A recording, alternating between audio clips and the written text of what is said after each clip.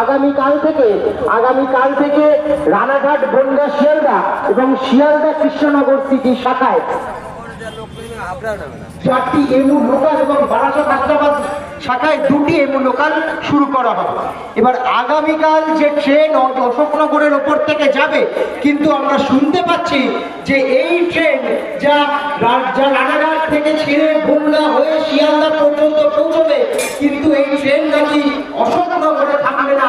শেষ অর্থবর্ষে এই অশোকনগর স্টেশন থেকে যে নিত্যযাত্রীরা টিকিট কেটে দিন ছেড়ে করে যান, প্রায় 3 কোটি টাকার বেশি টিকিট এই অশোকনগরে বিক্রি হয়েছে। অশোকনগর শহর পৌরাঞ্চল মানে 2011 সালের গণনা অনুযায়ী 1,21,000 মানুষ, এবং এখন সেখান থেকে সংখ্যা আরো অনেক বেশি গিয়ে দাঁড়িয়েছে। এই সংখ্যক মানুষ এই অশোকনগরে বসবাস করে। অশোকনগর বিধানসভা বাদ দিচ্ছি, এটা শুধু অশোকনগর যে পৌরাঞ্চল, অশোকনগর কল্যাণগড় পৌরাঞ্চল, সেই অঞ্চলে এই সংখ্যক মানুষ বসবাস করে। আর রেল কিভাবে, তাদের কোন বুদ্ধিতে, কি পরামর্শে এই সিদ্ধান্ত নিল আমরা জানি না, যে রানাঘাট থেকে একটা ট্রেন ছেড়ে সেটা বনগা হয়ে অশোকনগরের উপর দিয়ে যাবে, অথচ অশোকনগর স্টেশন যেখান থেকে লাভজনক ব্যবসা প্রতিদিন হয়, সেই অশোকনগর স্টেশনে এই ট্রেনটি থামবে না, এই ট্রেনটি দাঁড়াবে না। আমরা এসএফআইডিও বামপন্থী ছাত্র যুবরা নির্দিষ্টভাবে দাবি করছি, এই আগামীকাল থেকে এই ট্রেন শুরু হবে। ক্ষতি, সাধারণ মানুষের ক্ষতি অশোকনগরে শুধু নয়, রেলেরও ক্ষতি। রেল কেন এই ক্ষতি করতে যাবে? অশোকনগরের মানুষেরই বা এই ক্ষতি কেন তারা করবেন? নিশ্চয়ই তারা বুঝবেন, না বুঝলে বোঝাতে হবে। আমরা জানতে চাইছিলাম তাহলে আপনাদের আজকের কার্যক্রম কি থাকছে, এইটা আমরা জানতে চাইছিলাম। আজকে আমাদের থাকছে এইখানে সভাটা হবে, তারপরে সবাই এই স্বাক্ষর সংগ্রহ হচ্ছে, স্বাক্ষর সংগ্রহকে সামনে রেখে আমরা এই স্টেশন মাস্টারের এখানে আমরা যাব, সেখানে গিয়ে আমরা সবটা বলবো, তারপরে বৃহত্তর আন্দোলন দিকে আমরা এগোবো। আমরা শুনতে পাচ্ছি যে আপনারা ডেপুটেশন জমা দিতে যাবেন থানায়, এটা কি সত্যি কথা? কেন স্টেশন মাস্টারের কাছে আমরা যাব ডেপুটেশন জমা দিতে। মাইকটাকে একটু বন্ধ মাইকটাকে আমরা জানতে চাইছিলাম কেন থানায়, কেন ডেপুটেশন দিতে যাবেন? কেন আমরা স্টেশন মাস্টারের কাছে ডেপুটেশন দেব। কিন্তু কেন দেবেন? কেন? তার কারণ অশোকনগর একটা অন্যতম জনবহুল এলাকা, এবং আমরা জানি অশোকনগর থেকে বহু প্যাসেঞ্জার নিত্যদিন যাতায়াত করে। তো সেখান থেকে কিভাবে অশোকনগরকে বাদ দিয়ে দেওয়া হতে পারে এসি লোকাল ট্রেনের ক্ষেত্রে, যেখানে ঠাকুরনগর চাঁদপাড়ার মতো স্টেশন যেখানে এত জনসমাগম থাকে না, সেখানে স্টপেজ রয়েছে, অশোকনগর কিভাবে সেখান থেকে বাদ যেতে পারে? হ্যাঁ, এইটা একটা সবথেকে বড় প্রশ্ন। যখন কৃষ্টি এবং কালচার এবং সৃষ্টির কথা আসে, তখন অবশ্যই অশোকনগর আসে, কিন্তু অশোকনগর কেন বঞ্চিত থাকবে এসি ট্রেন, এটা একটা খুব বড় প্রশ্ন। তো এটা হচ্ছে মেন আপনাদের। অশোকনগরের সমস্ত মানুষজনই আমাদের একই দাবি যে অশোকনগরে এসি লোকাল ট্রেন সেটাকে থামতে দিতে হবে, এবং মানুষজন সবাইকে সাথে নিয়ে আজকে আমরা এই ডেপুটেশন দেব। তো এই ডেপুটেশনের মধ্য দিয়ে কি আমরা পরবর্তীতে আমাদের অশোকনগর স্টেশনে দাঁড়াবে বলে মনে করছেন? যদি না শোনা হয় আমাদের কথা, আমরা আরো বৃহত্তর আন্দোলনের দিকে যাব। আপনার নামটা একটু বলুন। শ্রীনাঙ্কা পোদ্দার। আপনি এসএফআই এর কোনো দায়িত্বে আছেন? এসএফআই উত্তর 24 পরগনা জেলার সম্পাদক মণ্ডলীর সদস্য। আমরা কথা বললাম, কাদের সাথে আপনারা দেখতে পারলেন আমরা জানলাম, এবং আমরা এরপরে জানবো এনারা কোথায় যাচ্ছেন। আপনারা তো এখন আমরা আরো দেখতে পাচ্ছি এখানে আরো অনেকেই আছে।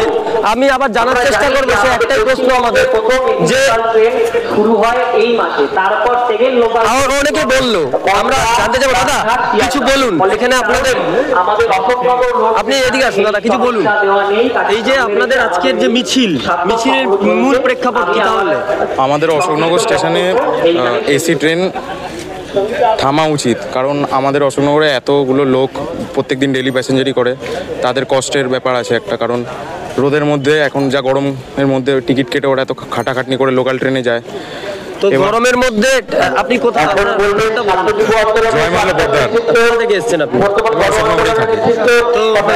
শুনতে পারলেন দাদা কি বললো? গরমের মধ্যে এসি ট্রেন, কিন্তু অশোকনগর থাকবে বঞ্চিত। আমরা এইভাবে বেশ বিষয়টা আরো জানতে পারছি। আমি আরেকবার জানার চেষ্টা করি। দাদা আপনি কিছু বলুন এটা নিয়ে, আপনি যদি কিছু বলেন। দেখি আসুন, একটু যদি কাছে আসেন। এখানে বসে একটা ভালোই করছে। আচ্ছা, অশোকনগর অশোকনগর কেন বঞ্চিত থাকছে, তাহলে এই বিষয়টাকে কিভাবে বলবেন? অশোকনগর রোড স্টেশনে এই এসি লোকালটা দাঁড়াবে না কেন, তার উত্তর তো রেল কোম্পানি দেবে, কিন্তু আমাদের কাছে কোনো যুক্তি নেই এই স্টেশনে এই এসি লোকালের স্টপেজ না দেওয়ার। কারণ যদি অশোকনগর তো বঞ্চিত, তাই তো বলছি, আমাদের কাছে কোনো যুক্তি নেই বলেই আমরা দাবি করছি এই ট্রেনটাকে অশোকনগর স্টেশনে দাঁড় করাতে হবে। আমাদের কাছে যুক্তি হচ্ছে এই যে এমন এমন স্টেশনে স্টপেজ দেওয়া হচ্ছে যার চাইতে অশোকনগরের যদি টাকার হিসেব দেখি তাহলে অশোকনগর রোড স্টেশন থেকে টিকিট বিক্রির পরিমাণ বেশি, এক। আর দুই হচ্ছে যদি রেল কোম্পানি এইটা বলতে চায় যে ট্রেনগুলো স্টেশনগুলো থেকে লোকাল ট্রেন ছাড়ে, বনগাঁ লোকাল বা Habra local, Gobardanga local, Duttapur local, সেই সব জায়গাতেই আমরা দিচ্ছি, তাহলে আমরা বলবো তাহলে বিধাননগরে তো কোনো লোকাল ট্রেন ছাড়ে না, তাহলে বিধাননগরে কেন? তাহলে বিধাননগরে হওয়ার কারণ হচ্ছে বিধাননগরের লোকের প্রয়োজন, অনেক মানুষ এখান থেকে ওঠানামা করে।